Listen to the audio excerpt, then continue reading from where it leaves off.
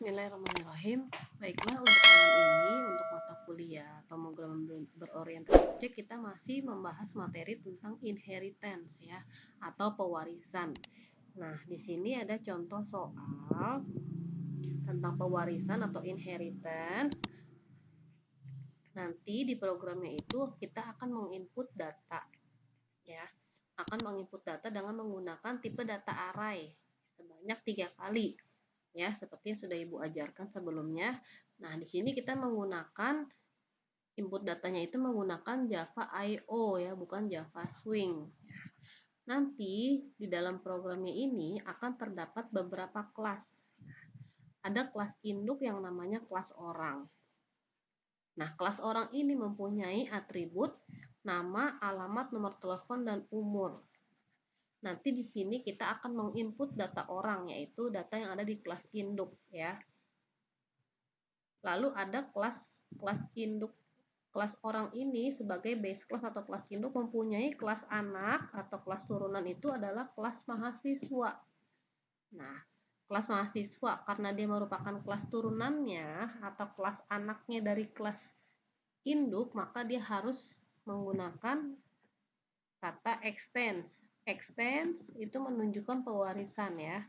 Extends kelas induknya yaitu kelas orang.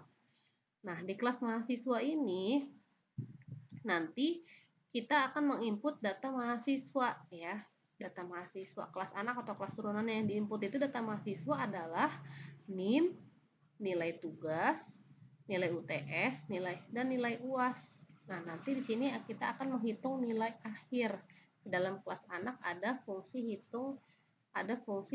underscore NA, hitung nilai akhir, dan hitung display. Nah, yang ada di kelas orang hanya ada fungsi konstruktor, yaitu konstruktor orang ya, konstruktor orang. Nah, di sini nama fungsinya sama dengan nama kelasnya, yaitu konstruktornya namanya orang. Nanti kita akan menginput data orang di sini. Jadi nanti di sini saling berhubungan ya. Nanti pada saat dicetak kita akan memanggil nama yang ada di dalam kelas orang. Jadi kemarin yang seperti yang sudah Ibu jelaskan bahwa apa saja sih yang dapat diwariskan dari kelas induknya ke kelas anaknya. Yang dapat diwariskan atau yang dapat diturunkan itu dari kelas induk ke kelas anaknya adalah atribut atau variabel dan juga fungsi. Jadi kelas anaknya bisa menggunakan variabel atau atribut yang ada di kelas induknya dan juga bisa menggunakan fungsi yang ada di kelas induknya.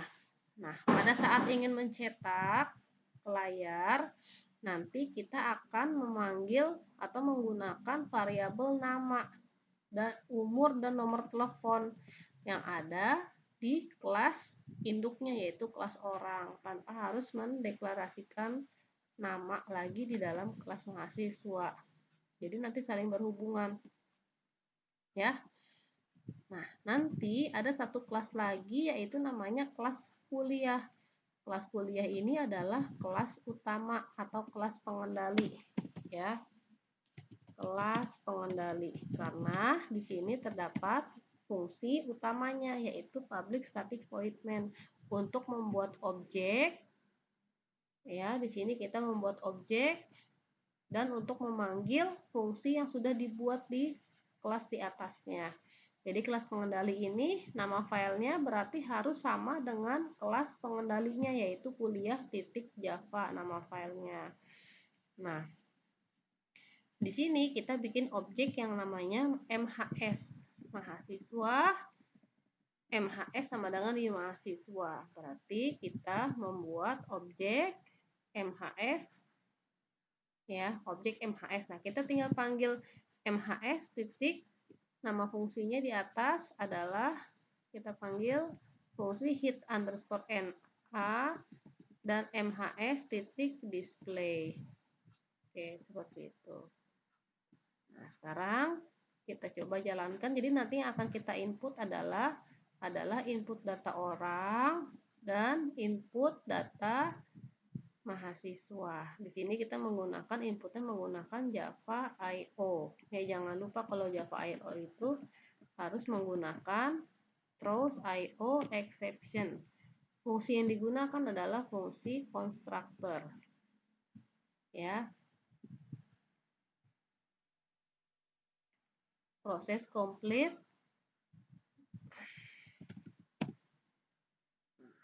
Kita bisa compile lagi dari sini. Ya, Java C kuliah titik Java. Ini gedein layarnya. Lalu kita panggil Java kuliah. Nah, nanti kita akan menginput data orang. Input data orang ini berada di kelas induk atau kelas orang. Ya, data mahasiswa ke-1 nama Sally misalnya. Alamat Cengkareng. Nomor telepon. Umur. Nah, data mahasiswa kedua. Kita akan menginput sebanyak 3 kali ya.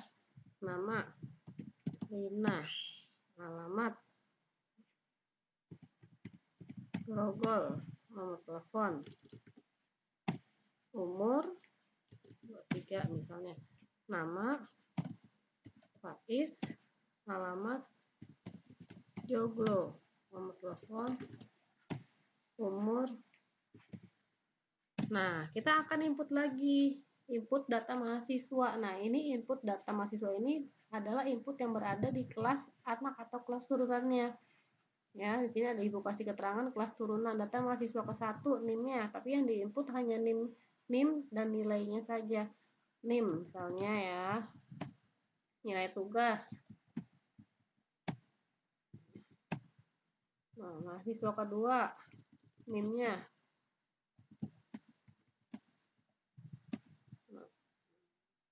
Mahasiswa ketiga. Nah, daftar nilai mahasiswa STMIK Mahakarya adalah NIM. Nah, pada saat mencetak akan mengambil data dari kelas induknya, yaitu nama si Sally, nilai akhirnya sekian, umurnya, nomor teleponnya. NIM yang kedua, Rina. Daftar nilai mahasiswa yang ketiga. Nah, seperti itu. Gimana? Paham ya? Jadi, fungsi pewarisan adalah mewariskan atribut atau variabel dan fungsi atau metode yang ada di kelas induknya supaya bisa digunakan di kelas turunannya. Itu pewarisan tanpa harus menuliskan atau mendeklarasikan ulang. Jadi kita tidak perlu membuat ulang atau mendeklarasikan ulang fungsi atau variabel tersebut. Kita bisa tinggal panggil saja. Tapi jangan lupa ya, harus kalau misalkan kelas mahasiswa itu merupakan kelas anaknya, kelas turunan dari kelas orang, maka harus menggunakan extends. Extend itu menunjukkan pewarisan extends orang. Nah, seperti itu.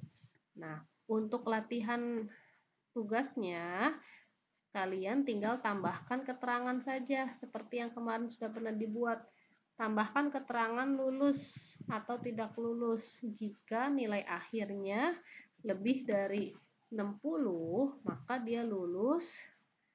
Jika kurang dari 60, maka tidak lulus ya. Dan juga jangan lupa tambahkan tadi pada saat mencetak daftar nilai mahasiswa, tambahkan data ke-1 adalah tadi siapa, baru cetak NIM, nama, nilai akhir, umur, telepon, dan keterangan. Data kedua, NIM, nama, nilai akhir, umur, telepon, keterangan, dan data ketiga ya. Tadi ibu nggak ada data keberapanya.